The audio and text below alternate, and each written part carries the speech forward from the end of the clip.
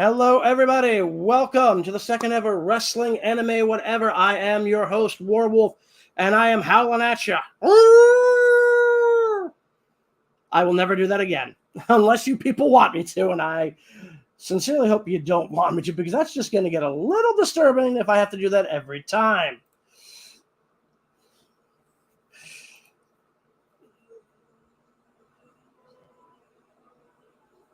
So, again, folks, let's get right into it. This is called Wrestling Anime Whatever, and it is called that for a very simple reason, and it is simply this.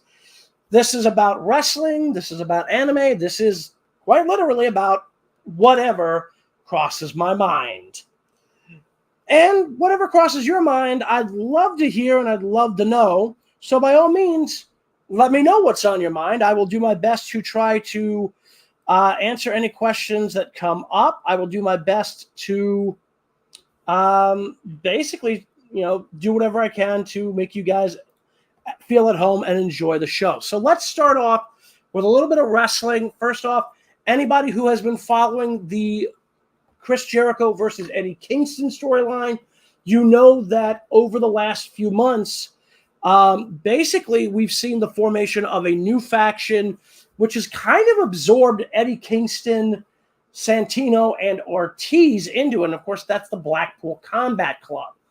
Now, we just had an incredible blood and guts match with them just a few weeks back. And then, of course, we had Death Before Dishonor. And we got Anime Archaeologist coming in here. Hey, how you doing? Welcome to the party. I hope you're enjoying yourself. So, again, we are just starting the show, so you're just in time. And we are beginning our discussion with a recent development. Now, for those of you who are wrestling fans, you know about All Elite Wrestling. What you may not know is that Tony Khan, who owns All Elite Wrestling, also owns Ring of Honor. Now, they recently got picked up by Khan, I don't know, like a couple of months ago, maybe up to a year. And he's been running the two promotions separately, but with interconnectivity. So first off, I want to start off this show with a big congratulations to one Claudio Castagnoli. I don't know how to pronounce his last name, and I'm horrible with names anyway, so I do apologize if I'm utterly butchering the name. Now, for those of you who may or may not know the name Cesaro, that is who he has been wrestling as for the last basically decade plus. And he's got a pretty decent amount of championships in his, well, I guess you call them notches on a belt, but that'll be a little on the nose. But as far as feathers in the cap go, he's a former United States champion over in WWE. He's a 5-time champion for Monday Night Raw and a 2-time tag team champion for SmackDown.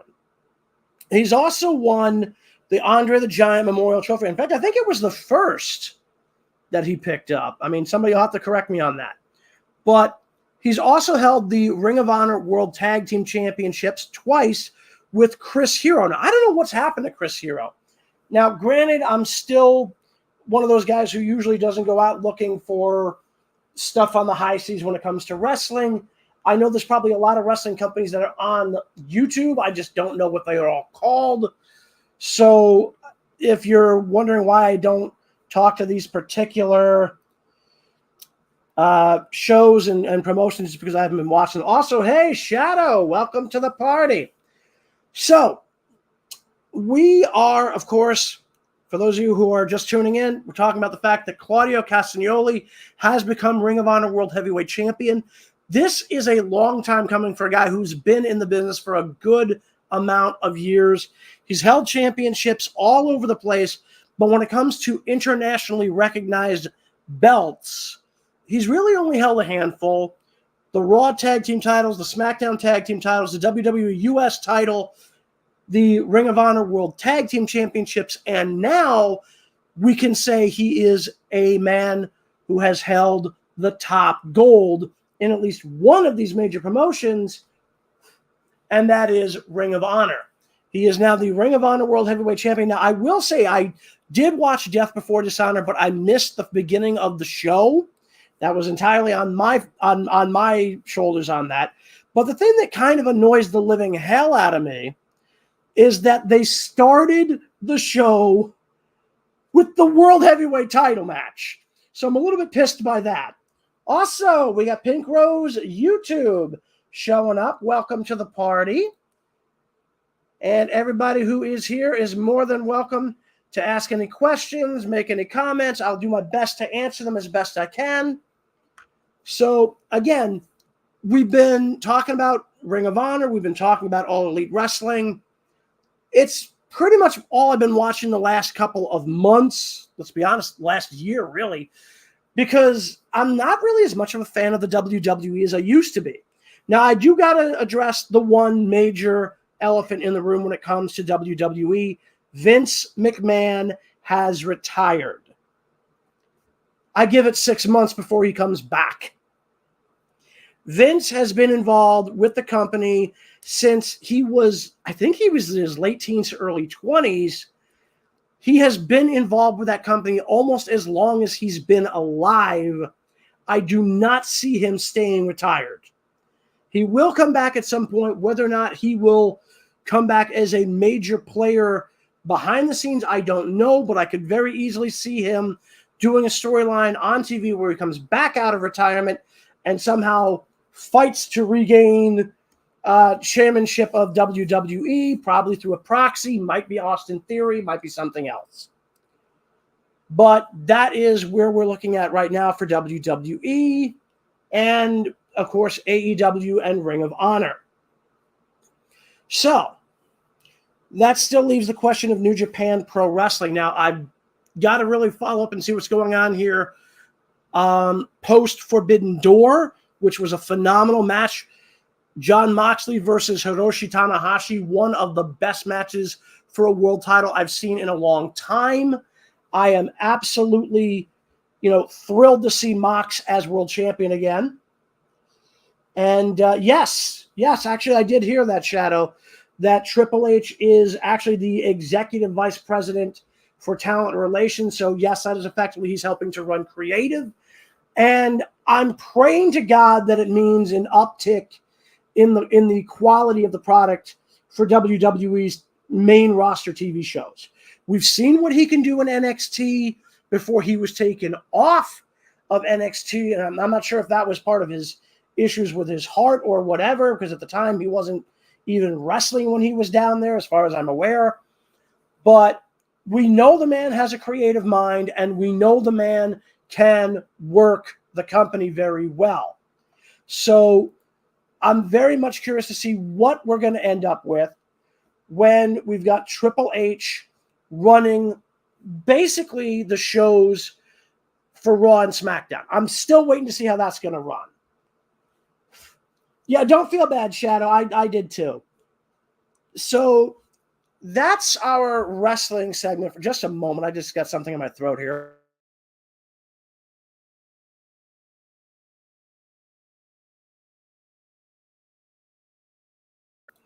Apologies for that.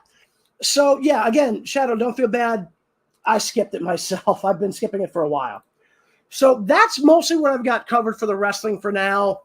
I've got to, take a look and see what they've been doing for New Japan's YouTube channel, see what they've been putting, because they always do at least one free match on Monday, and they've got a playlist for some of the free matches they've had in the past, so you can look those up. I do recommend them. They're gorgeous. If you get a chance to try out New Japan Pro Wrestling's streaming service, NJPW World, I don't know if it's still around, but if it is, I do recommend it. It does give you access to a lot of great wrestling material. It's like $10 a month. If I weren't on the wrong side of poor, I'd probably still have my subscription to it. So there's that. So let's shift over to anime. So for those people who have been following anime this season, there's a lot of great stuff out.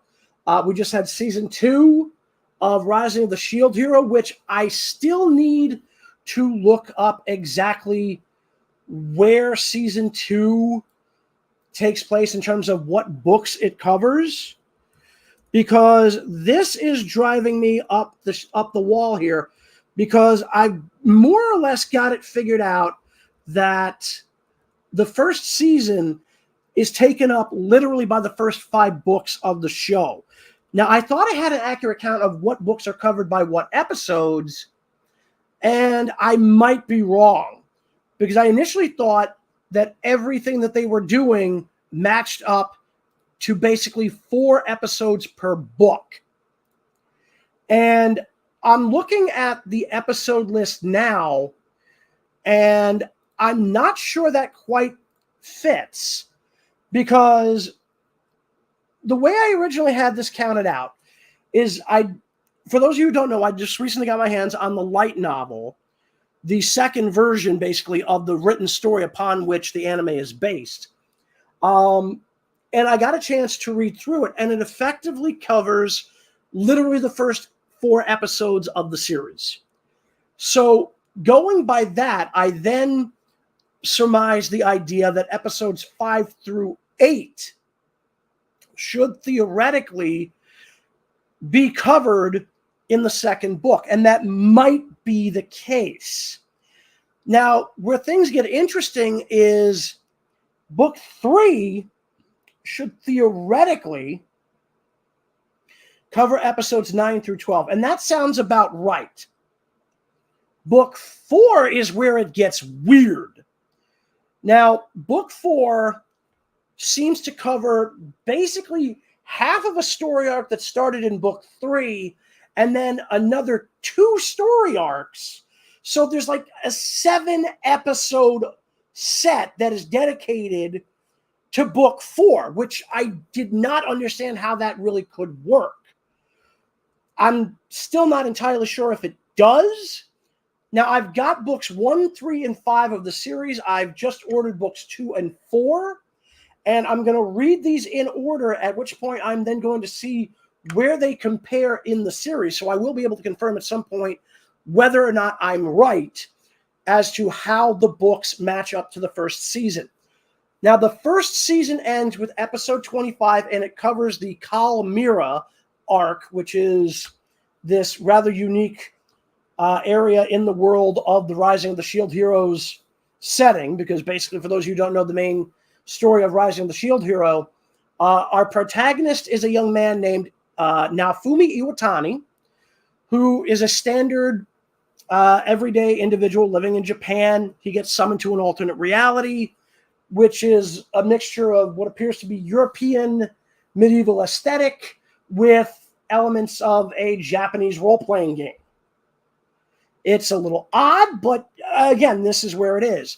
Now, the inciting incident of the entire series literally is he gets falsely accused of attempted sexual assault. You know, call it whatever you want to call it sexual assault, call it rape, call it whatever. I'm not monetized. I never was, so I'm not worried about losing my monetization here. I'm just going to say it what it is because I'm just describing the story. Now, people are more than willing to just believe this stupidity for whatever reason. Now, Fumi basically becomes a pariah and spends the next basically 5 books just dealing with what's been done to him and making his way the best he can in the world. And again, it may not be for you if you don't like the idea of basically acknowledging that something like this can happen and does in the real world. The author in this series drew a lot of controversy because of the fact that one of the main antagonists of the I was going to say the film, but of the series is one of the princesses of the kingdom to which the Shield Hero and the other heroes that are on this adventure with him get summoned to. And people are like, oh, no, that can't possibly happen. This has to be a male fantasy, a revenge fantasy, blah, blah, blah, blah, blah. Turns out the author's a woman, which, I mean, when I heard that, it's like, wow. I mean, you've got a woman who's actually acknowledging this shit happens. And yes, I'm aware of that shadow. I was going to get to that. So I'm actually going to show that over in the main thing here. But taking a step away from this, yes, we will cover this. David Warner, who was the voice of Ra's al Ghul from Batman the Animated Series and Batman Beyond, and also the man who played Professor Perry from Teenage Mutant Ninja Turtles 2, The Secret of the Ooze, has passed away. And that is absolutely a big blow to anybody who liked Batman the Animated Series. This was, again, a phenomenal actor, really brought a lot of gravitas to everything he did. And even the moments where he was trying to be funny in Turtles 2 surprisingly work, but it takes a little while for it to for the humor to actually get to you. But yes, rest in peace, David Warner. We will miss you. Although again, at 80 years old, I mean, apparently he died of cancer-related illness, which is absolutely horrific. But at 80 years old, the man very much had a very full and clearly well-enjoyed life up until probably the last few years where, because God only knows what he was going through at the end. But the man managed to bring a lot of joy and entertainment to people over the years, whether it be as Ra's al Ghul, Professor Jordan Perry, or any of his other roles. And I don't know exactly everybody he's played, and I'm not going to try to rattle off everything he's done. But again, he's one of those guys who, when you heard that voice, you knew who it was, and it was an absolute shame to hear that he had passed on. So getting back from that, and again, I probably should have waited until afterwards because, again, we're still discussing Shield Hero. I'm still trying to figure out exactly where the second season now covers. And basically, what's going on with Shield Hero Season 2 is that it looks like they basically cut out part of the 6th book in the series. And that's a guess. That's a wild guess based on what I've seen from the light novel, because in book 5, we are introduced to a character named Risha, who does have a specific arc in part of book 6, which appears to be completely skipped over. So it's very, very interesting here. And again, I think they skipped maybe half, if not a little more than half, of the book for book 6 in the second season, because it looks like they start from like chapter 11. And so basically you get like 5 chapters for that. And then it looks like they just jump right into book 7, possibly book 8, because it looks like this is potentially what they did. And then book 9, I think. And again, I say I think because we then get to elements of book 10, and I'm looking over the chapters here, and I'm really starting to think that they tried to crush a massive amount of stuff from basically books 6 through 10 into 13 episodes. If that's the case, that's a little ridiculous, because it doesn't feel like they'd be able to do that unless they're like really just chopping away at stuff from the books. Now, to be fair, they did do a few things out of order in season 1. For example, there's events that will happen later on in the books that have already happened in the anime, and I'm not exactly sure why they did that. Now, I want to stress there's 3 different non-animated versions of Rising of the Shield Hero.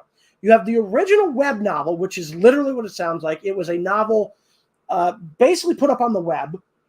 It was then picked up by, I don't even remember the name of the publisher in Japan that picked this up, but there were some rewrites done and some severe changes made to the story, as far as I know. I'm not going to try to get into all of them because I don't even know what all of them are.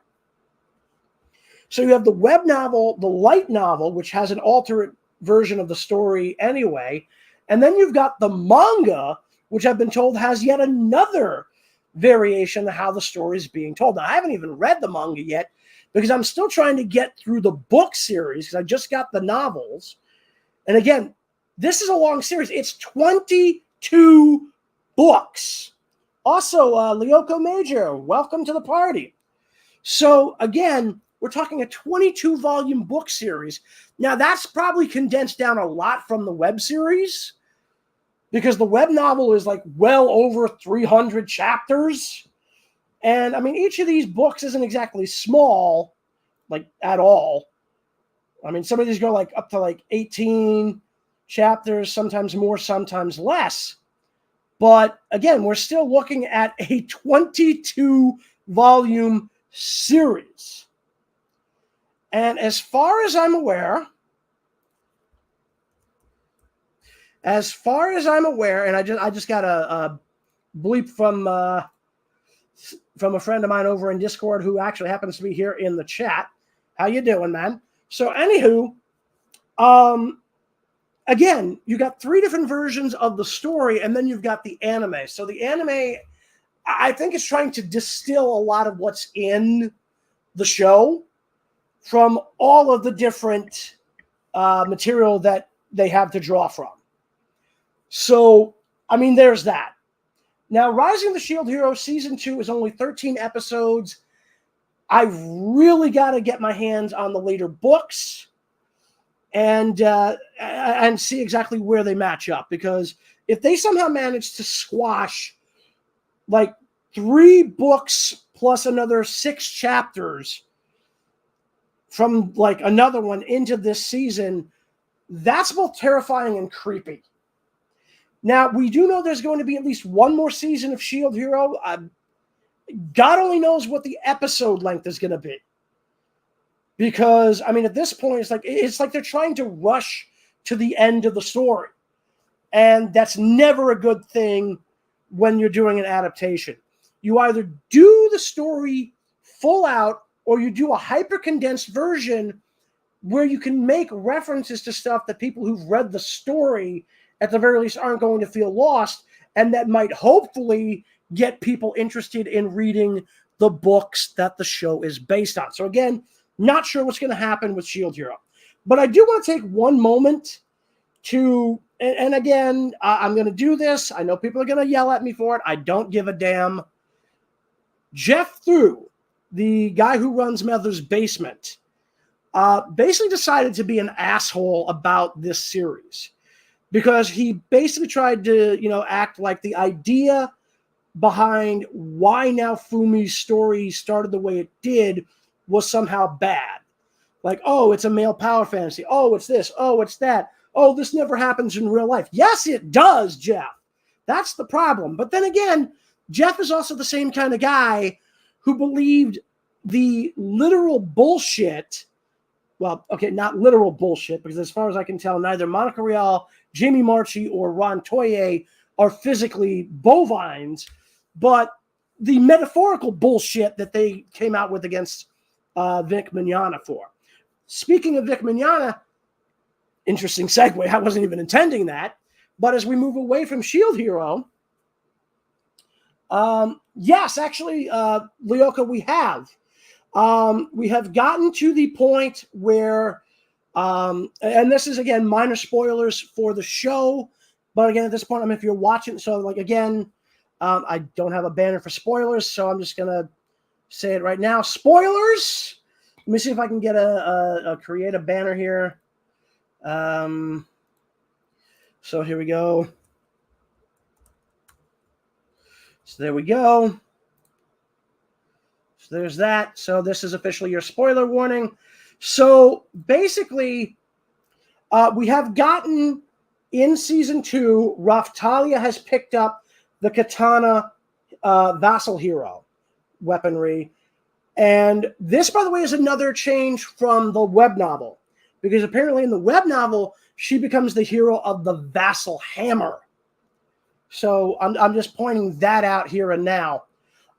Yeah, we have seen the katana hero We have not seen the staff hero yet, although I think I know who and what you're talking about. I've got to really double check on that one. But yes, I do believe I know who you're talking about when it comes to the staff hero. So that was your spoiler warning. So again, moving on from Shield Hero to a little bit more broader stuff, Anime Matsuri. Now, I believe this was a convention. Somebody's got to correct me on this, but I think that's actually an anime convention. I don't know where it's based, but they are now teaming up with Vic Mignogna to create their own voice acting recording studio or something like that. This was covered by Clownfish TV a couple of days ago, actually. So first off, congratulations to Vic for being able to get back into the industry. And I mean, the sad part is, for those of you who are not aware, Crunchyroll basically ate Funimation in terms of the branding. But as far as I know, it's the idiots in charge of Funimation who now have basically control over Crunchyroll. So I'm very leery of them being in charge of Crunchyroll, just because we know that they have changed around dialogue in subtitled anime. Now, they've been called out on this, and I remember Toei got very upset with them about it, and basically said, if you ever do this again, we're pulling the Dragon Ball license. So I think they've been playing nice, at least with Toei stuff, but I have no idea what they're doing with anybody else's material. So, again, Funimation is effectively dead, but again, I think I remember hearing that the people in charge of Funimation were now going to be in positions of power at Crunchyroll. But we'll have to wait and see exactly what that transition looks like. We'll have to wait and see whether or not they improve or they get worse. Now, again, we've learned a lot about, how badly Funimation got hammered over the last couple of years. I brought this up before. They got hammered on what they did to Vic because it was complete BS. They basically got crushed for the way they handled the Dragon Ball Z 30th anniversary stuff, where I think they tried to stretch the screens to fit 16:9, which makes no sense. Just let it run at its native, 4:3 or whatever the initial resolution it was, and just do it with letterbox. So there's that. But yeah, I'll be honest, I'm not sure what Shikamori-san is. I might have to look that one up. But I mean, again, we'll have to wait and see what happens. So yeah, we just came to the end of Shield Hero. I've also been watching Skeleton Knight in Another World. I learned that, yes, this is also based on a light novel. And I was not aware of it, but I probably should have been, because it seems like most of these isekai anime tend to be based on a novel or manga. So there we go. But either way, Skeleton Knight in Another World, very fun series.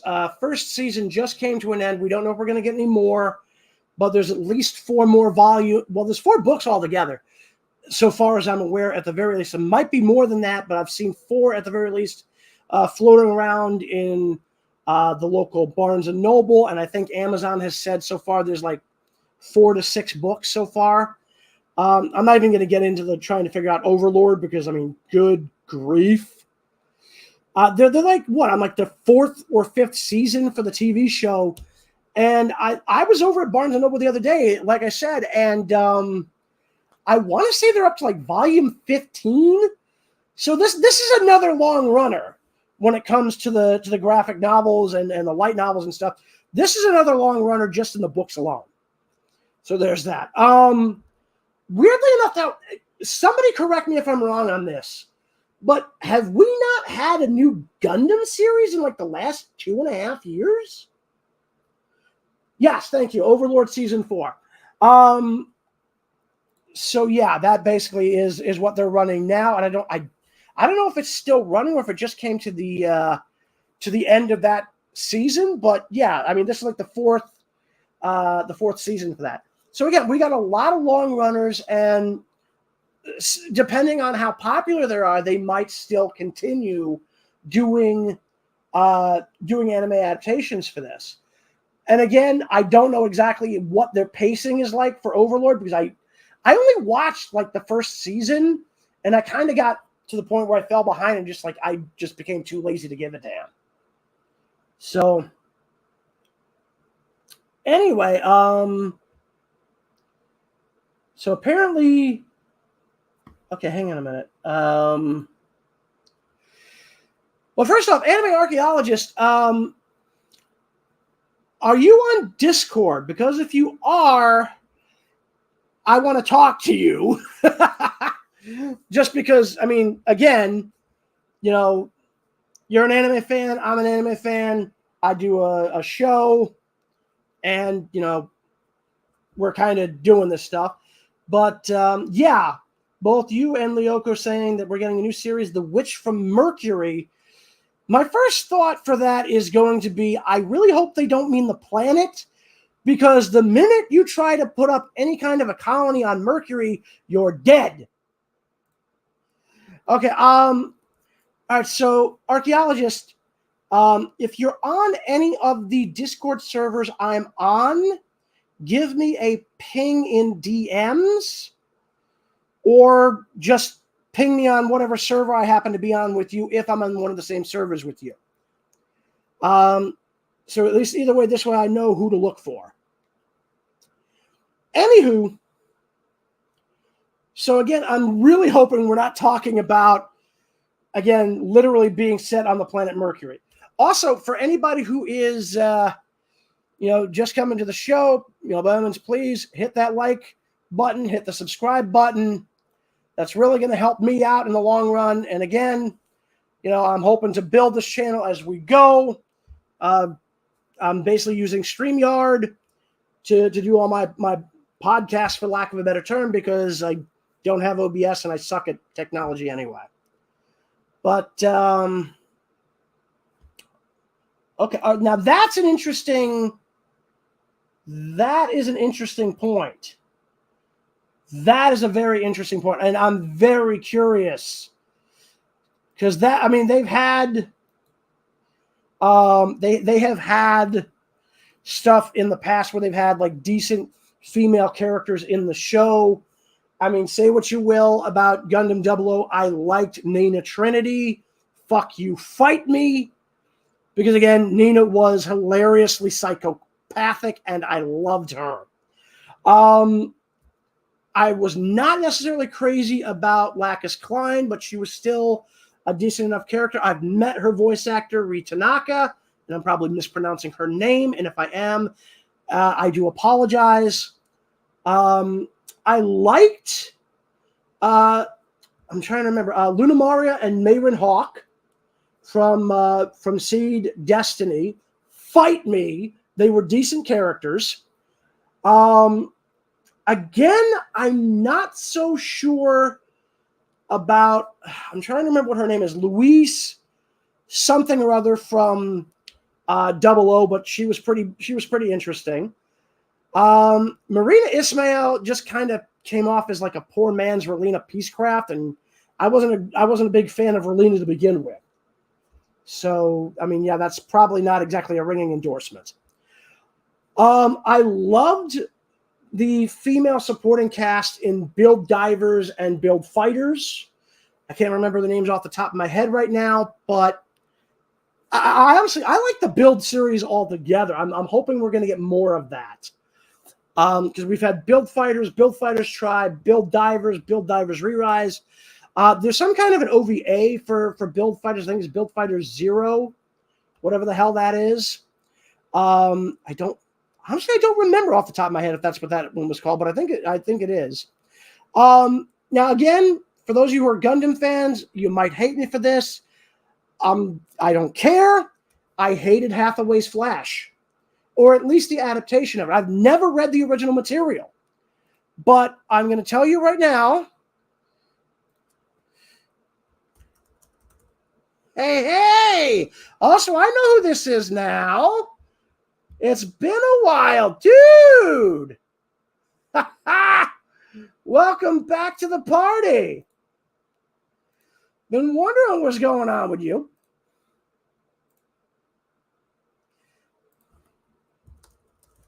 So, yeah, that's pretty damn awesome. But, yeah, I mean, I did not expect that. But, yeah, so Gundam, we're getting some good stuff. And you know, we've got some stuff going on here. Whoa. And so there, yeah, so that's a whole thing there. But yeah, well, so yeah, Gundam wise, I didn't like Gundam Hathaway, at least the anime adaptation. I've been told this is less than half of the story for Hathaway's Flash. So if they've got another one coming out, I mean, they really should do something good with it. But I mean, God only knows if they will. So speaking of animation, or at least anime-styled animation, for anybody here who loved the Castlevania series on Netflix, I've got good news and bad news. The good news is we are getting a new Castlevania series called Castlevania Nocturne. But the bad news is they still haven't told us when it's coming out. That is going to drive me up the wall because, again, it looks really good. It appears to be based on Rondo of Blood. And yeah, Lyoko, I'll refresh you when I get the chance. I'm in the middle of a show here, remember.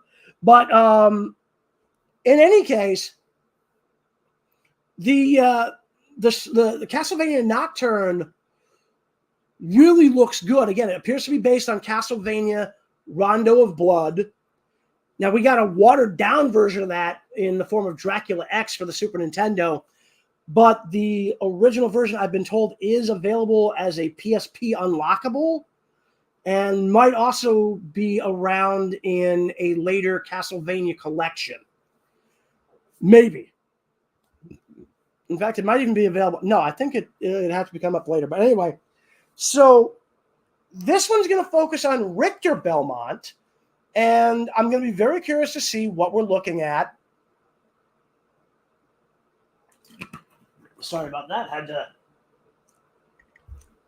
wet my dry throat. And yes, Archaeologist, it is a good show. The first 4 seasons end up being a really, really great show. Now, the first season is really short, but it does get a little longer I think, in each season. But in any case, the show is really, really good. You've got Richard Armitage as Trevor Belmont, and David Graham, I think it's David Graham, as Dracula. So give me a minute here. I want to take a look at this real quick. I want to get the exact. I think it's Graham McTavish, actually. Excuse me. Let me just get here. All right, so yes, we got Richard Armitage as Trevor and Graham McTavish. I don't know how I got that mixed up with whoever I said before. As Dracula. We have Alejandra Reynoso as Saifa Belnades. James Callis as Alucard, and a couple of others here who I don't want to list everybody off here because I don't really know who most of these are. But for those of you who think that Richard Armitage sounds like a familiar name, it should. He was the guy who played Thorin in The Hobbit. But yes, it is. It's a good show. It's a good show, and hopefully Nocturne will live up to the original Castlevania anime. We'll have to wait and see what happens. But we do know it is coming out. We've seen a trailer for it, although it's more of a teaser than anything else. We don't know when we're actually getting it. On the subject, though, the guys behind Castlevania and presumably Nocturne as well have stepped back into the land of bullshit. Because if you remember my absolute hate on for Masters of the Universe Revelation, it's getting a sequel. And it's being called Revolution. Now, supposedly, the Horde is supposed to be in this, so I'm not sure how well it's going to be written. But then again, I basically noped out of the first season of Revelation after basically the first, 2 or 3 episodes, tops. And I just kind of went, yeah, no, this is crap. That's kind of an interesting point because that never really comes up in the games until much, much later, which is a whole other damn thing. But yes, apparently his name is Adrian Tepish, according to at least the lore of Castlevania, potentially. So, at least depending on which version of the Castlevania lore you're looking at. So, if you look at the Lords of Shadow trilogy, he's actually Trevor Belmont. So that's a whole thing. We'll have to see. I mean, we'd be very curious to see how much they're going to play into the original franchise and whether or not, whether or not it's going to be good or whether or not it's going to be garbage. So, yeah, and speaking of the failed She-Ra reboot, now everyone's like, oh, this was a great show. This was wonderful. This had 5 seasons. No, this had basically 2, maybe 3 seasons, but they chopped it up as much as they could to make it seem like it was longer. Now, I grew up with the original material that this is based on. And I remember seeing people on Twitter going, oh, well, you have to like this. This is the more popular show because it has representation. I'm like, did you see the original show? All right, there was still representation in the original show. Now, unless they're saying, more representation for having LGBTQ characters. Now, there is absolutely nothing wrong with that. And, in fact, that's perfectly fine. But I'm sorry, some of the representation here was ridiculous. I'm sorry.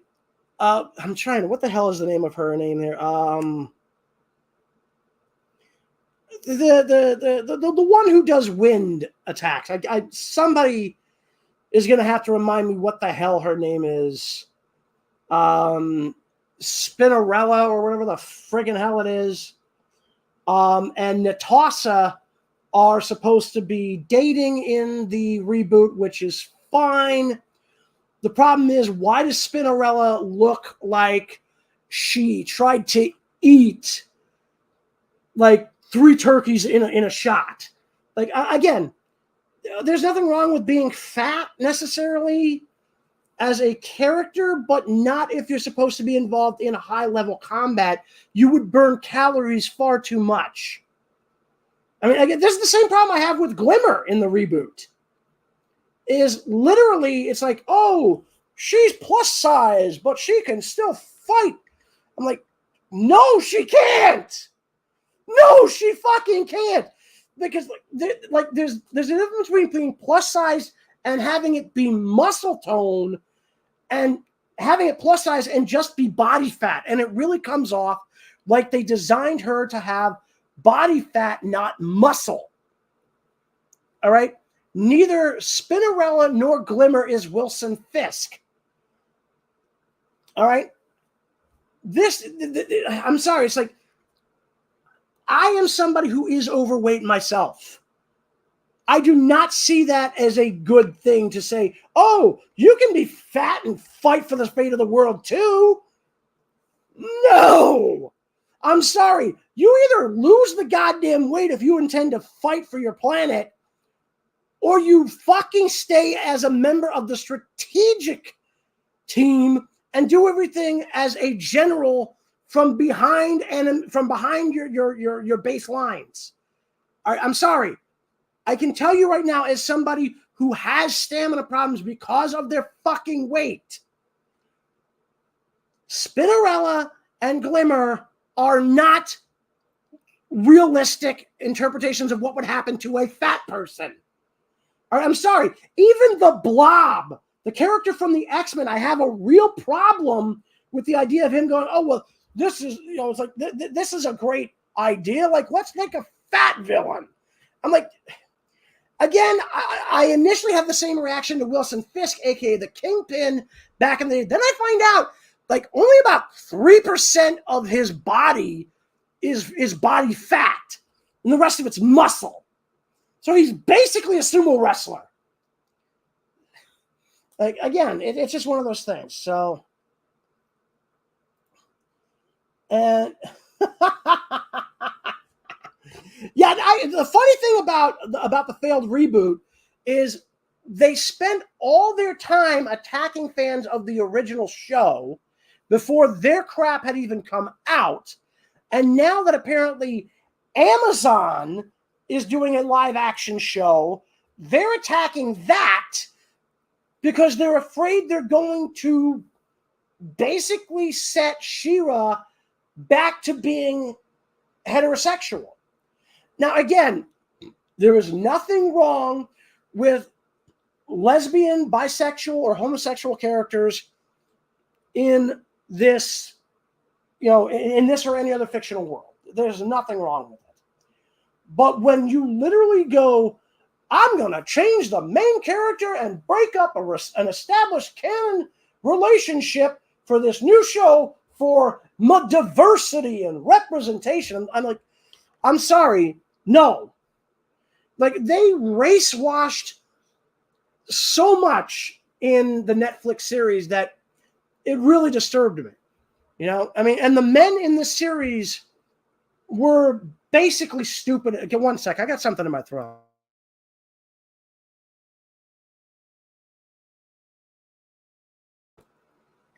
Sorry about that. Yeah, none of these men struck me as individuals who have any sense of courage.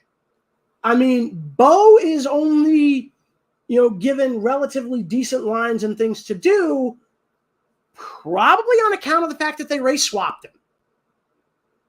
Meanwhile, you've got Seahawk, who's the only other real male character on the good guy's side, and he is at best,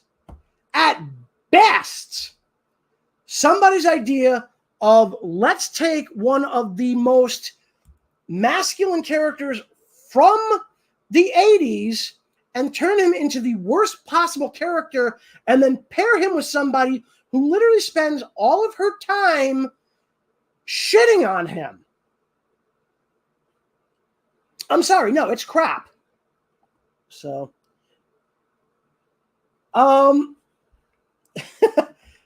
yeah, I mean, this is kind of one I have to agree with. I'd love to see if we can find a character, or at least a she. Well, here's the thing: the original She-Ra was not a muscle girl per se. She was still very feminine, but she still had physical strength. If they can find somebody who's a good mix of femininity and muscle tone, do it, because I would love to see it. So there's that. And it's just one of those things.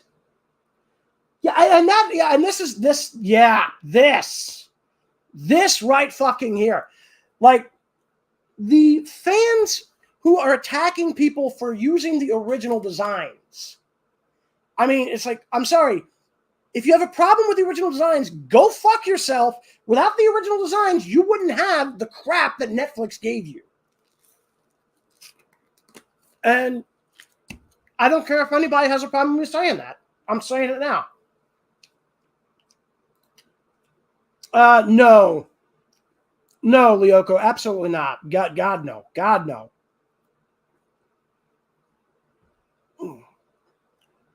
Yeah, archaeologist, again, no. I mean, she looks nice and all, but she's got a horrible character. as of now in AEW. And unless she really does something really good with herself if she ever does a face turn, I'm basically like, yeah, I mean, she's got $1 million body, but I don't give a damn about the rest of her.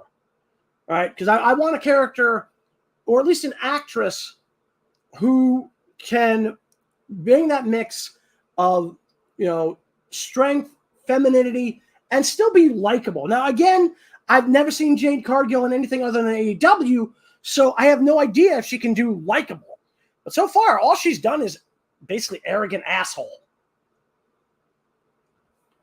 As for Ronda, I'm sorry, she's just Brock Lesnar to me, and I can't stand Brock Lesnar. Honestly, now again, I know a lot of people might argue with me on this one, but I'm trying to think what the fuck. Liv Tyler, or whatever her name is from WWE. She's got a really good body, mixture of feminine and muscular, good voice, and she can be a likable character. So, Gal Gadot probably I could see working. The problem is that right now she's had basically crap scripts to work with. At the very least, I mean, Batman v Superman: Dawn of Justice, they tried to cram in far too much at one time. Joss Whedon's version of Justice League was really, really crap. I liked her in Zack Snyder's Justice League cut, which was that big 4.5 cut that they did. And it's like, good God, that was amazing. I mean, at least they gave her more to work with there. But then they turned her right into the world of creepy with Wonder Woman 84. And dear God, what did they do to the cheetah? I'm sorry, what did they do to the cheetah? With all the CGI effects they could have, that's what they went with? I mean, I swear to God, and I hate to say this, because I've only seen a few clips, but as stupid as it sounds, Morbius has better effects than Wonder Woman 84. I mean, when you botch up one of Wonder Woman's best enemies, I mean, she looks like the version they did from Rebirth. I mean, good God, no. She looks worse than the version they're using in Rebirth. Let me put it that way. You want to see a good rendition of Cheetah, look to the late 80s to mid 90s. Look at the early 2000s. Look at the new 52. You know what I'm saying? Liv Morgan. Yeah, that's the name I'm thinking of. Sorry about that. And then there's, what's the other one? Because there was another blonde that was running around. I'm trying to remember who she is.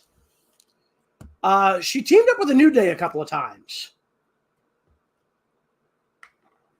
And I can't think of what her name is.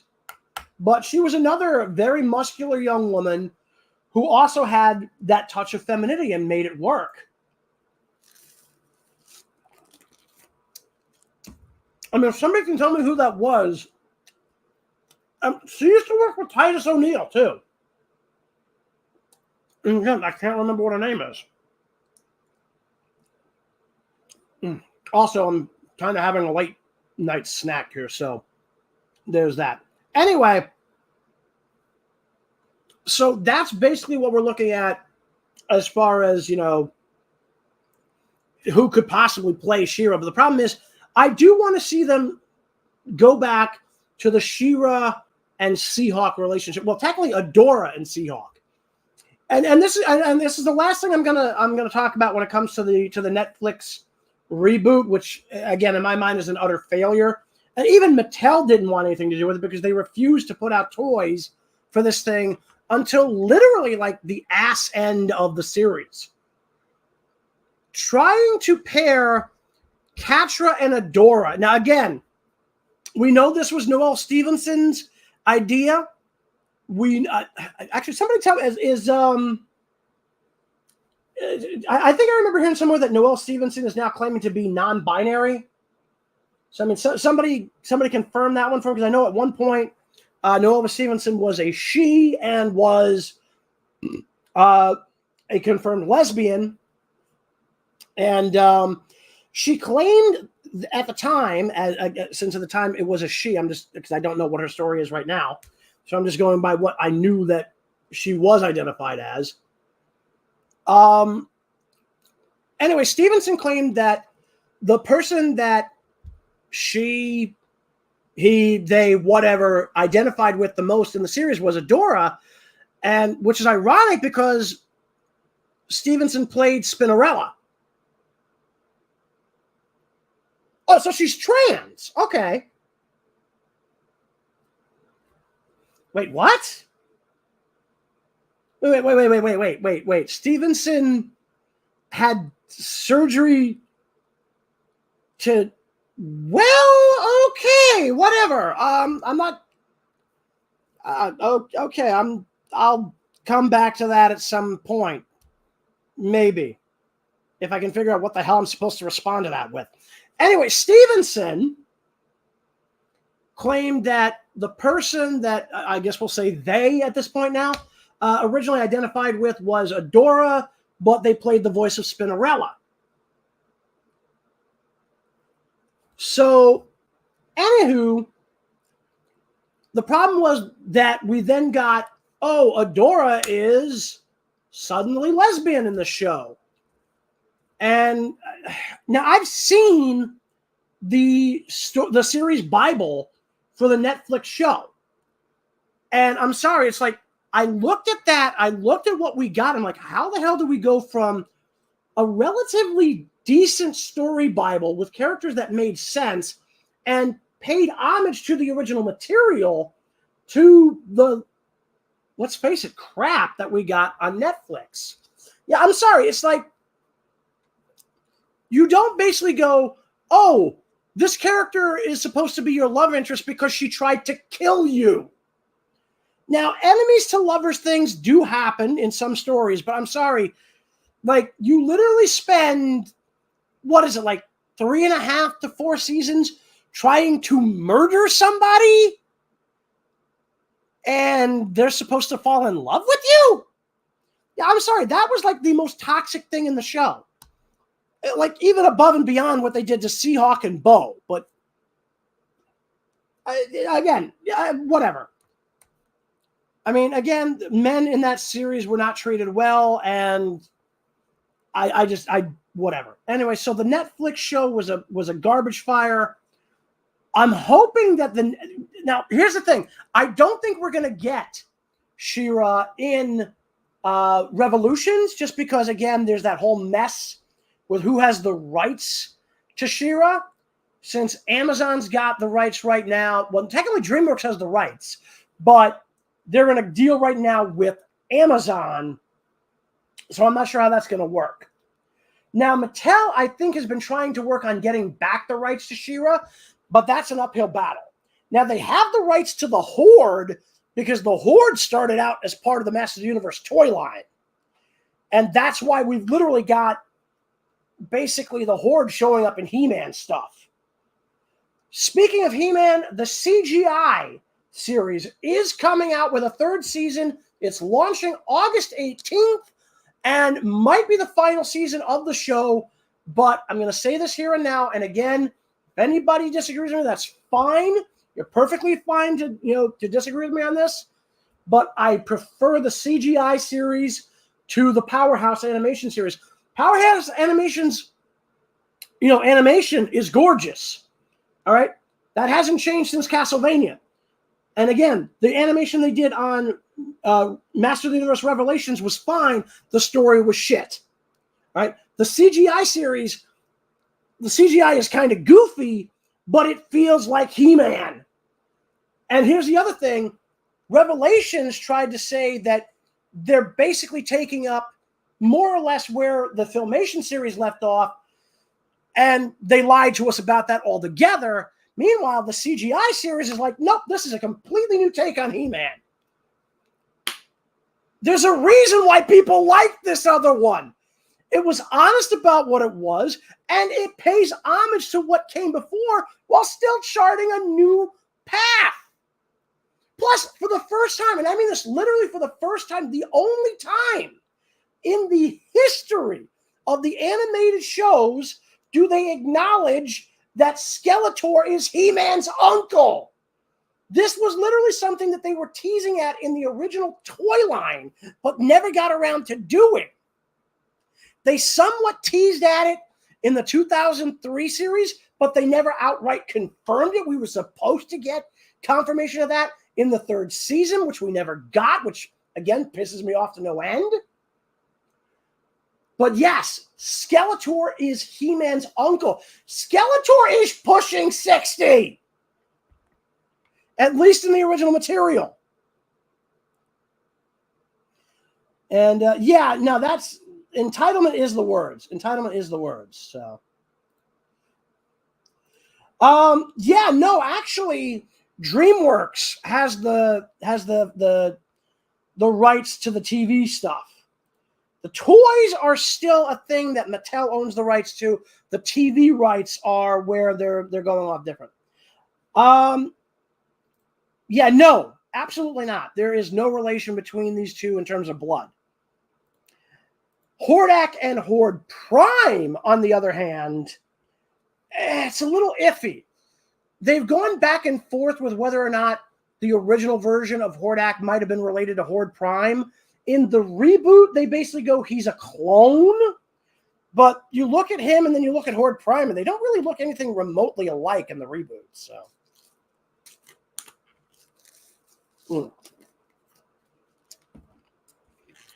So if you get right down to it, the big...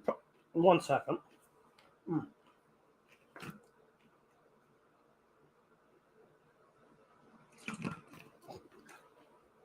Sorry about that. So, again, the CGI series is great. Revelations animation is great, but the story is crap. Now, to be fair, I was willing to give Revelations a shot. I'm really not keen on Revolution, but I will give it enough of a shot to try the first episode just to see how bad it is. But I really, and I mean really, do not have much, hope for the new show. But again, that's just me. So at this point, the next thing, honestly, I'm curious to see now. Is there anything you guys would like to hear me talk about? Because I'm kind of not sure what to go with next. So,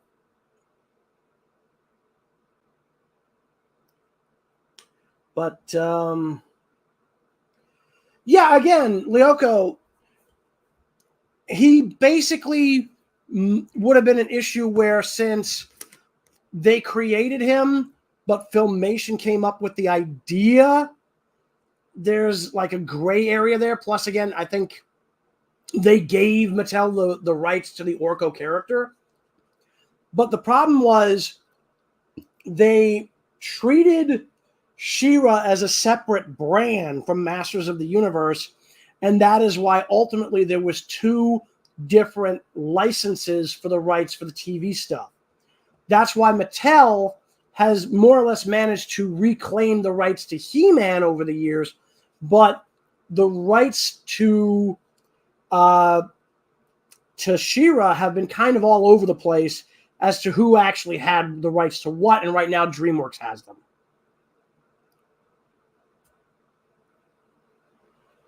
Okay, wait, Zed. Who the hell is Zed? I'm trying to remember, like, Zed. Who are we talking about here?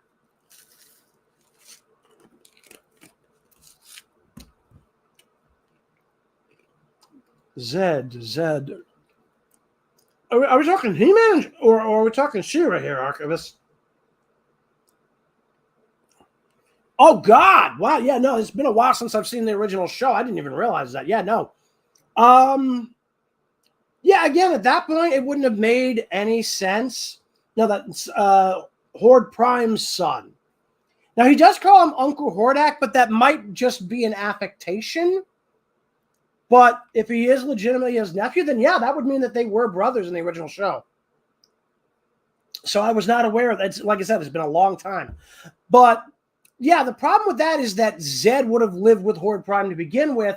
But considering that Horde Prime apparently staffs the entirety of his ship with clones of himself, at least in the reboot, there are issues. It's a whole thing. And again, let's move on from the reboot of She-Ra, because like that's just getting on my nerves. So yeah, again, so what else would you guys like to talk about? Let's move away from Master of the Universe. Let's move away from She-Ra. What else do you guys want to hear me talk about when it comes to pop culture and stuff? I mean, as long as it's something I know. So what do we got, guys? I mean, hit me with something.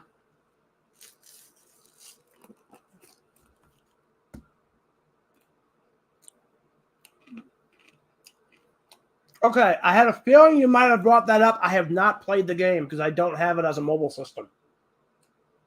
So I know nothing about Earthspark.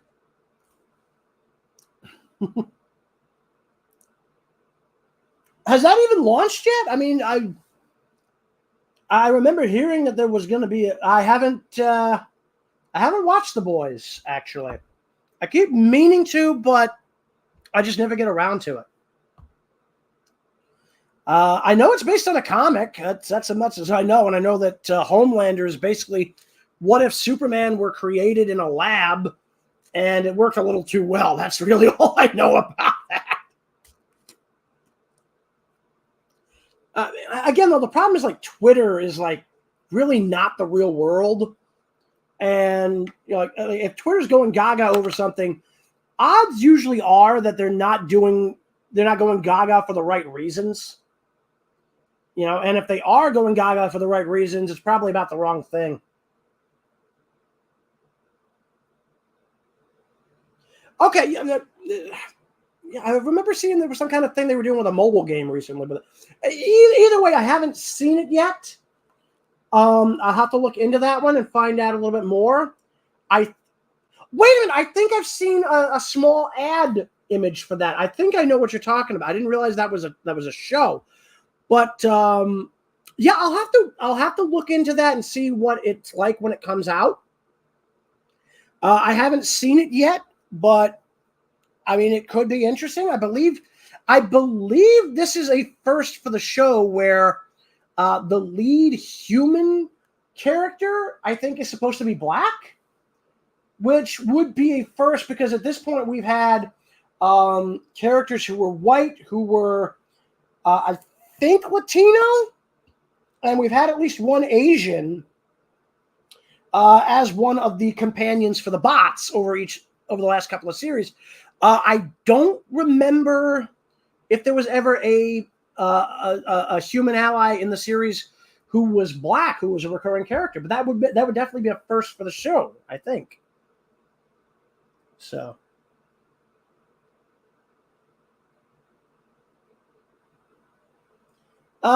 Yeah, archaeologist, I'm sorry. That's a little specific for me, and I really know very little about what you're suggesting there. That's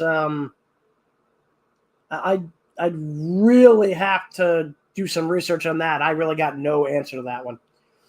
Okay, so this is considered post. So this is going to be like Robots in Disguise as well, or I should say Robots in Disguise 2015, where it's after the war, but there's still a couple of Decepticons rolling around.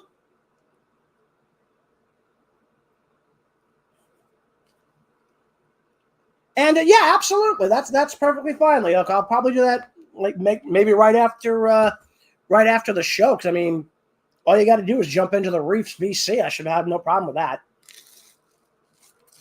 But yeah, I know very little about Earthspark at all, so I don't have an opinion yet. I'm gonna have to wait and see what comes up. And yes, archaeologists, I've seen both of those. The Soviet Russia thing is called Red Sun, and there's an interesting twist in the comic that they left out of the animated film, which I'm really upset about. And the What If Superman Landed in Britain was a story called Superman True Brit. Now, I'm going to do this again.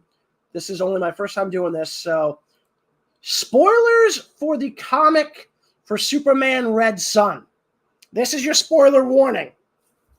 So basically, it turns out that Superman in the comic book version of Red Sun is not an alien. He's from the future, and more disturbingly, he is the direct descendant of Lex Luthor. So this was literally a family feud, but neither one of them knew it. That's a little terrifying when you stop to think about it. But yeah, literally, Lex Luthor was basically fighting his own great, many times removed grandson. Honestly, the comic is a lot better again than the film. I mean, the film isn't bad, but they make some changes in the film that I really don't like. Again, it's like, oh, hey, you know, in the comic, Wonder Woman actually had a crush on Superman, and he was too dumb to see it. In the movie, they go, oh, I'm actually a lesbian. And this is literally just done to have a reason for her to be sexist about men in general when she basically ends up no longer being allies with Superman. It's like, I'm sorry. It's like, dude, stop doing this shit. If you're going to adapt the comic, adapt the fucking comic. So, I mean, there's that. Speeding bullets would be an interesting one. Speeding bullets would. I've got that somewhere in my apartment. I don't remember exactly where, but yeah, no, I know the story you're thinking of, and I thought that was great. I would love to see them do it, but the problem is DC, I think, would find a way to screw it up. I mean, they've screwed up a lot of the Elseworld stuff lately. I mean, for God's sakes, all you got to do is look at the animated version of Injustice. It's like they could have done so much with Injustice if they had just adapted both the comic prequel and the games. There is so much they could have done with that, and they refused to do it. Again, they tried to absolve Wonder Woman of the bullshit that she caused and did in the goddamn comic. She's literally half the reason Superman goes off the rails in that fucking comic. It's like, good God! Stop trying to turn Wonder Woman into incorruptible pure pureness who will never be a bad guy. It will never work. I'm sorry. No, if you're going to adapt a comic that is critically acclaimed and is itself based on a video game that is critically acclaimed, do it all the way. Don't do half measures. Don't try to soften a character because you think you might offend somebody. I'm sorry. Just because Wonder Woman is a woman does not mean she cannot be a villainous character. I'm sorry if that offends you. But, like, again, if you're going to adapt the comic, do it right. That's not such a big ask. Or at least it damn well shouldn't be. Leoka, I'm not sure what you're talking about here. For Steven Universe, what are you talking about?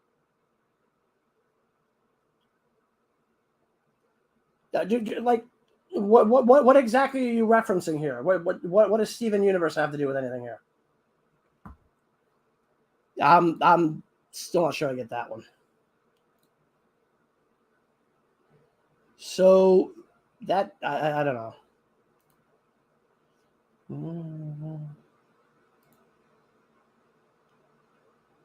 That yeah, archaeologist. That one that makes very little sense.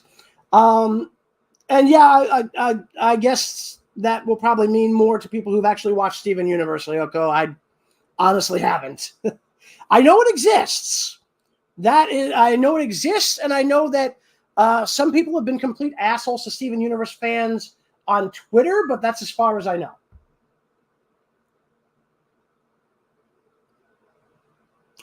Again, I've never watched the show, so I'll take your word on it.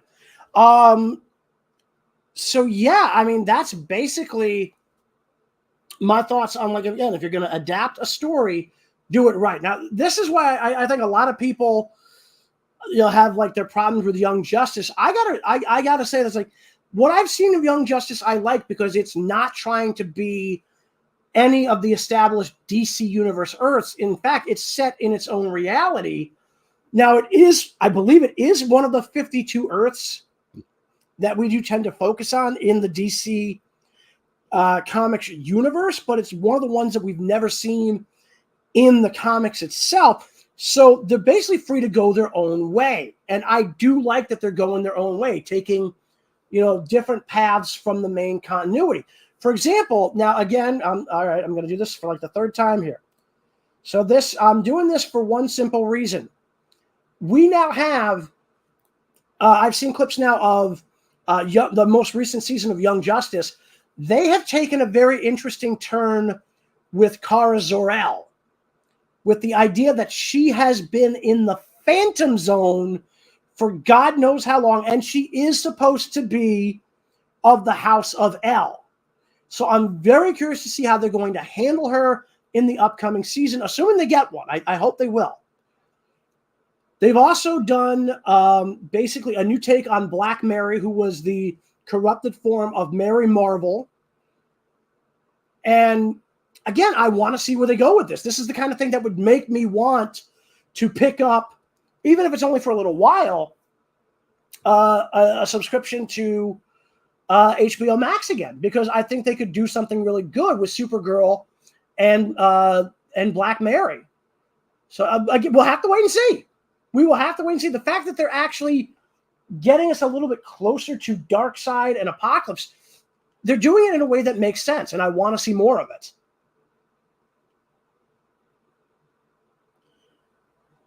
Okay, if that's the case, that's hilarious. That is hilarious, Lyoko. That makes me laugh. That makes me laugh if that's legitimately true. Again, I haven't seen this current season. I've seen clips here and there, but I mean, that would be hilarious if legitimately true. So again, we're going to have to wait and see what happens. And again, I like that this is a different take on the heroes and villains we've come to know and love over the course of basically around 100 years. Well, for some, it's not as long as that, obviously, but on the subject of that, and I want to bring this up, give me just a second here, that we have a couple of characters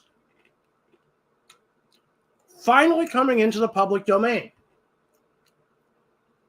Now, for those of you who are not aware of what the public domain is, and I don't blame you for this, because it hasn't really been touched upon in the better part of 40 years in the U.S. Most people don't know what it is because there hasn't been anything really new dropping into the public domain that people know about.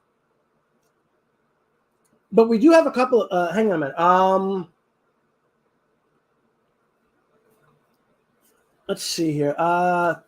Again, I have to watch the show. I know of the character. I have read a couple of issues of Invincible, but I really have not gotten a chance to sit down to watch the show.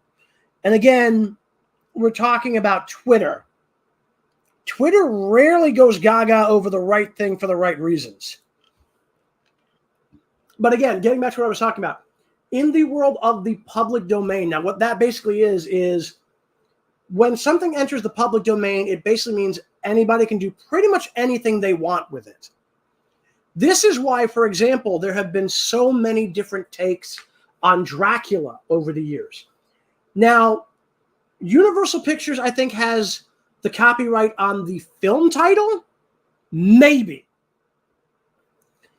And their particular versions of the Dracula films are obviously all under their own copyright, but the character himself has been in the public domain ever since his arrival in the United States, because the author died before the book came to the U.S. So that's kind of a thing. Basically, if you want to do something with a public domain character, I mean, unless it's already been done by somebody else and they've got a copyright on that particular story featuring that character, you can do it. This is why, for example, I have to bring this up. The people are probably wondering, why did it take so long in Star Trek: The Next Generation to bring back Professor Moriarty? Well, here's the thing. When the second season of Next Generation ran, they did the episode with Moriarty, and they basically had assumed that the characters were in the public domain. Most of the stories are at this point. However, because of an extension in copyright in the 1970s, and I think this was the Sonny Bono Act. It was either Sonny Bono or the 1985. Or so. There's been like 3 extensions to copyright over the years. Several things that were considered to be out of copyright were considered once again under that protection because of the extension of copyright, because they were right on the cusp of when that particular amount of protection was going to come to an end. So that is why they literally took about 4 years to bring back Moriarty. This is also the case why Disney has been so crazy to keep protections on copyright. They're terrified of losing control of Mickey. Mickey's design, although it has changed over the years in subtle ways, is still largely the same general design that we saw with Steamboat Willie. And I would tend to agree with you on that one, Lyoko. It's like, because it is a little crazy. Right now in the US, as I understand it, copyright is the life of the author plus 95 years. So Mickey has been at the point where he should have come into the public domain several times, but because of the various extensions, that has not been the case. But we know that Steamboat Willie's version of Mickey is coming into the public domain not next year, year after, 2024. Now, there are 2 versions of Mickey that came out that same year. So both of those versions should theoretically be coming into the public domain in 2024. Now, they have continuously updated Mickey's look up until basically 25 years ago, when they basically got to a point where they figured, okay, we've got the perfect design for him. We can't really tweak it anymore.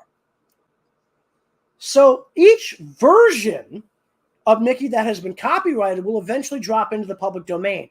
But the original version is still the basic design that all the other versions have followed.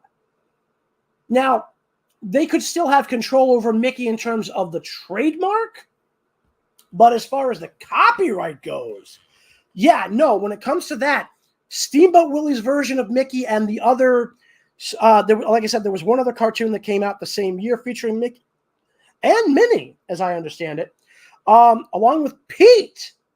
The character of Pete is basically, hey, Christina, how you doing? So basically, Pete and Mickey's original designs will come into the public domain in 2024. Minnie's original design will also come into the public domain, I think, around the same time. Now, here's the kicker. 6 years from now, Superman comes into the public domain, and Batman will follow him very shortly thereafter. Now, there is a different design for copyright for characters who are purely creations of corporate companies. Hey, I'm glad to hear that. I know you. I just don't remember where I know you from. I think I remember you from Discord. Somebody I met on Discord. I think I've run into you on Discord before. Either way, it is good to see you. It's good. Well, hear from you at least. So there's that.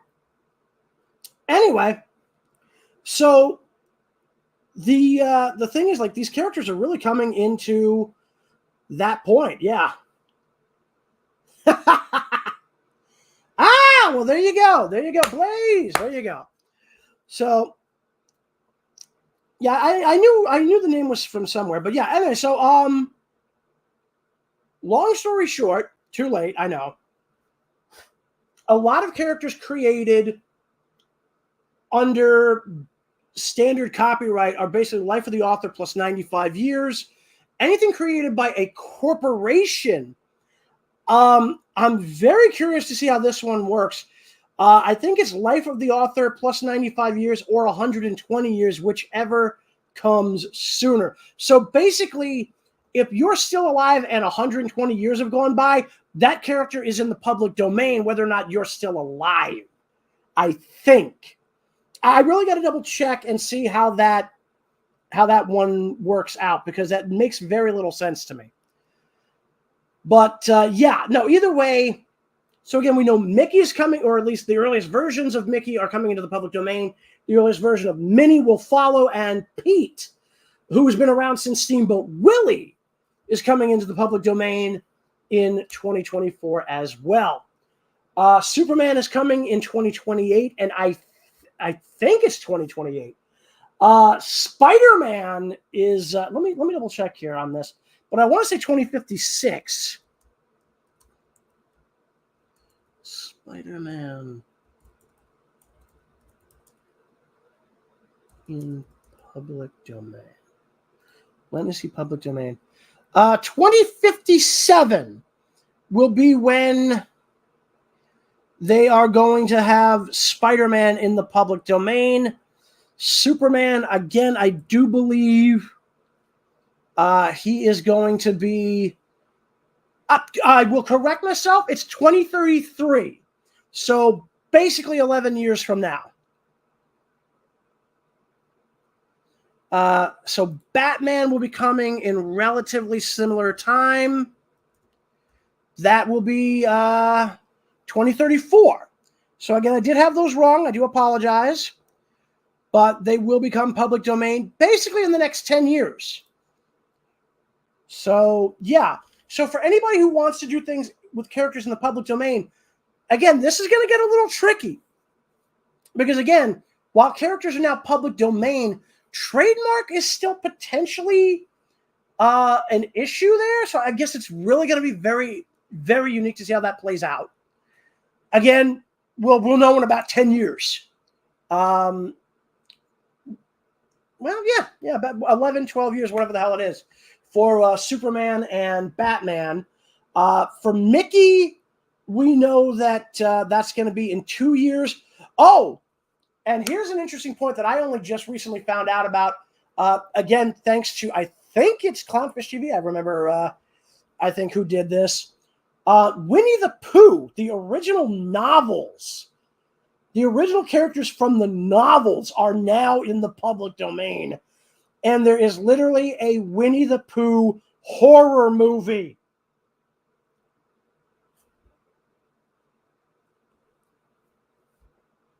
So, yeah.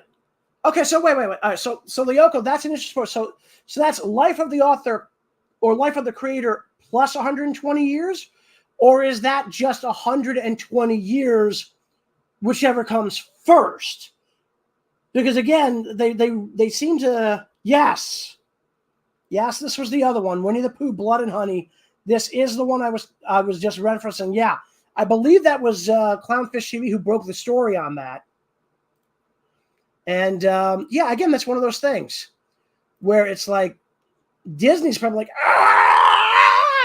they're pulling their hair out because they can't do anything to stop it because Winnie the Pooh is not their creation.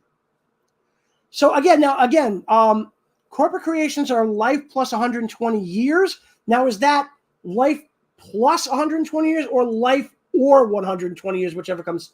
Because they have that very weirdly worded. And I don't know if it's supposed to be like 120 years or the life of the author plus. I'm really not sure because they made it sound like whichever comes first.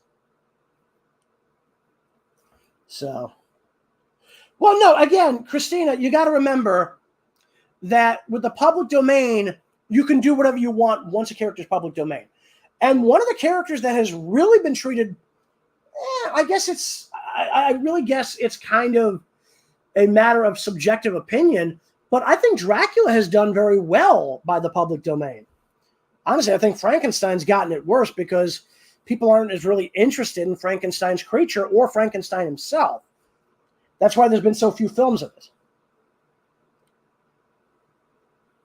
So, okay, so wait. So, again, here's the thing, though.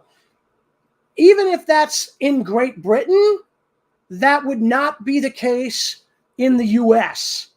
So, basically, in the U.S., U.S. law would still apply to any copyrights held by that individual or individuals responsible for creating 40K. So in the UK, yes, it's public domain there. In the US, no. And Japan is a little bit different with their with their copyright and public domain laws, because they have a very interesting situation there where they will kind of turn a blind eye to certain stuff created by fans because they kind of see it as free advertising. So there's that. Okay, so that's corporate. All right, so there you go. So that's a matter of, yeah, so this is a case of whichever comes first. This was kind of a thing, so. Yeah. Theoretically, I don't think you can copyright the term. You can trademark it, but the word Space Marine, we've already kind of had that idea even before Warhammer 40K, because like Marines in space, it's like, it's very, very generic as a term.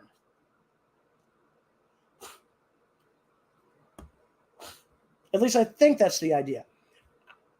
Because it is a generic term that's been around for a long time, I don't think you can copyright it. It's not like, for example, let's say Godzilla. I mean, I don't know if you can copyright the name. You can definitely trademark the name, but again, I'm not sure. Again, I think it depends on how directly unique the term is.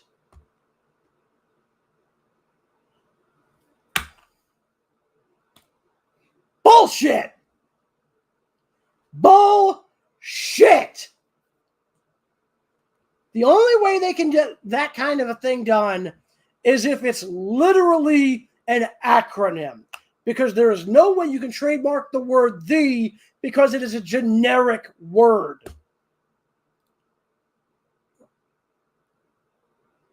Yeah, again, this is another reason why I don't think you could actually trademark it, because it's been around so long. But I mean, again, who knows? But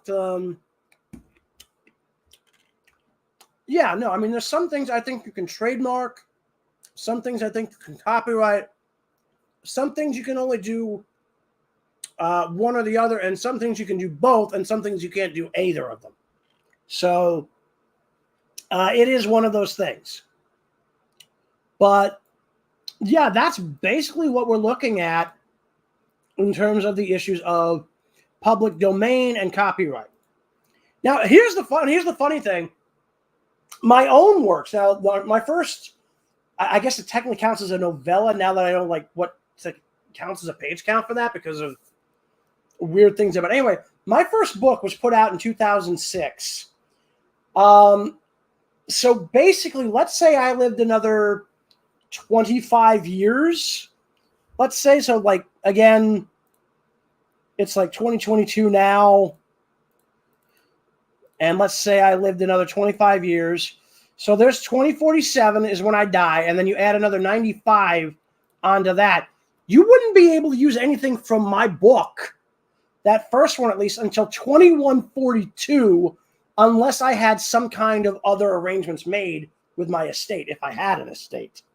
This is a thing that comes up with a lot of issues for creators, because some people will have that issue. And here's another thing. A lot of people's, a lot of these creators, their estates will be the ones that then have control over what can be done with those properties. Again, unless something can be established in a creator's will. For example, the creator of Peter Pan, J.M. Barrie, I believe, tried to leave the copyright to Peter Pan in perpetuity to some hospital in the UK. And I don't know how that works. I don't know if there's any legal way to make that enforceable. But this was many, many, many years ago. And again, copyright was very different at that time. And yeah, I believe Peter Pan is technically public domain already. There's a lot of characters that are public domain or will become public domain very soon. One of these instances is Sherlock Holmes. Sherlock Holmes, in fact, there's a lawsuit going on right now regarding a Netflix TV series and a novel series which it is based on called Enola Holmes. The name Enola is literally the word alone spelled backwards. And it's supposed to be about the heretofore unknown sister of Sherlock and Mycroft. Now, you're probably saying, well, wait a minute, isn't Sherlock in the public domain now? And the long answer is, the short answer is yes with a but, and the long answer is no technically. Sort of.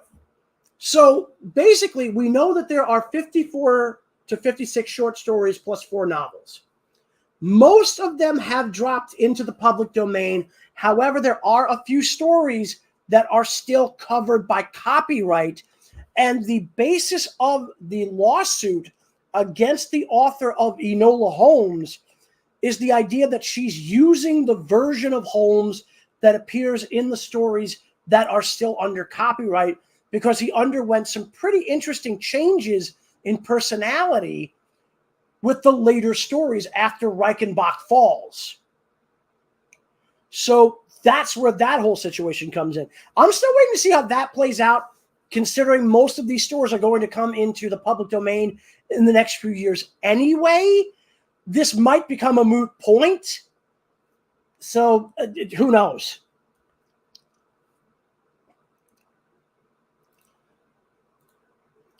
Yeah, again, I'm not sure how that works. I mean, unless you're saying the Ohio State.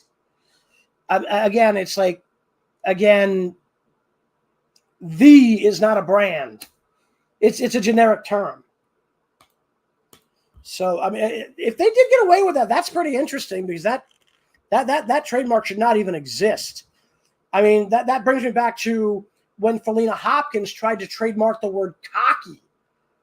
And literally the entire writing world rose up in hatred and vengeance against her. She tried to play herself off as the victim, but ultimately she dropped the trademark. Now, the reason she did this was that she had a book series called The Cocker Brothers. Don't ask. I don't know why she would come up with a name like that, but if she had trademarked Cocker Brothers, theoretically, there wouldn't have been a problem. But all of her titles have the word cocky in them. And that was what she tried to trademark. She pissed off everybody. Yeah, that's another one, is the Fine Brothers. That was a whole thing. Yeah, the Fine Brothers, I mean, they got people pissed off at them so bad, too. Again, the Fine Brothers realized, okay, we screwed up. Hopkins carried this on for months. Literally months. She was trying to sue people over this shit, even though the trademark hadn't gone through yet. And there were so many people that came up against her over this. Ultimately, she just said, okay, I've got to stop this. Otherwise, I'm not going to have an audience. So there's that.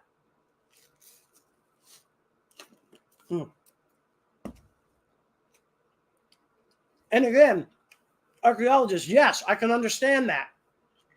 But again, what comes into the public domain in the UK isn't necessarily in the public domain in the US.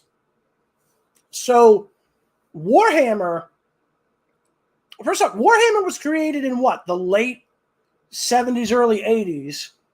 So they've still got another 20 to 30 years before that's even an issue in the UK. And, again, if it's a corporate creation, then we're basically looking at almost the tail end of the 21st century before it becomes public domain in the US.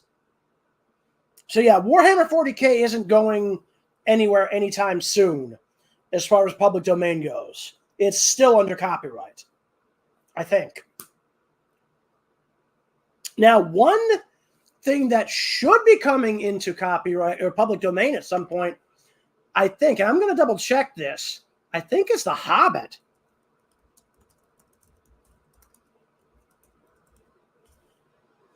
And in the US, it looks like it will be 2032. And it looks like The Lord of the Rings will come into public domain in 2050. I think.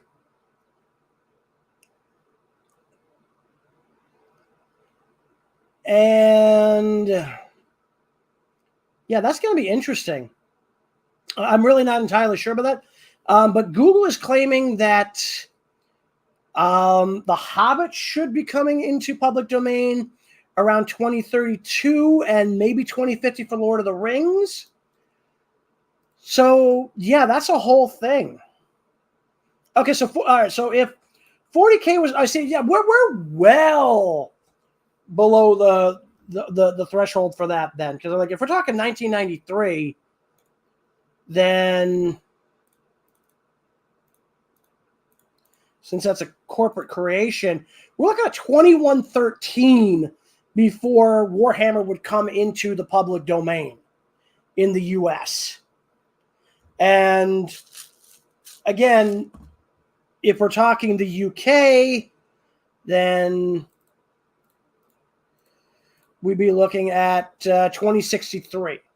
So not too far apart from each other. And again, the US would have a longer copyright life than the UK.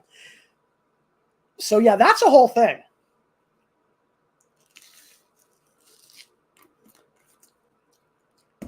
Now that kind of reminds me, thinking about that, if the UK's law is standard even for stuff that came from overseas, and if somebody can check this out and find out if that applies to stuff from overseas, then theoretically, Superman and Batman should already be in the public domain over in the United Kingdom. I really I want to find out if that's true or not, because if that's how that applies in the UK, then yeah, I mean, they should already be public domain over there. So that's really kind of interesting. I hadn't even realized that, but yeah, no, if it's like 70 years from creation, then yeah, again, somebody check that one, please, because I have no idea how to even look that up. But if the UK treats their version of the public domain such as when their version of law says it's public domain is public domain in the UK, then yeah, Superman and Batman, they're already flitting around out there in the public domain. It might just be nobody knows it over there yet, or maybe nobody cares. Because again, they're largely American heroes, and I don't know how much of an audience they have in the UK. Yeah.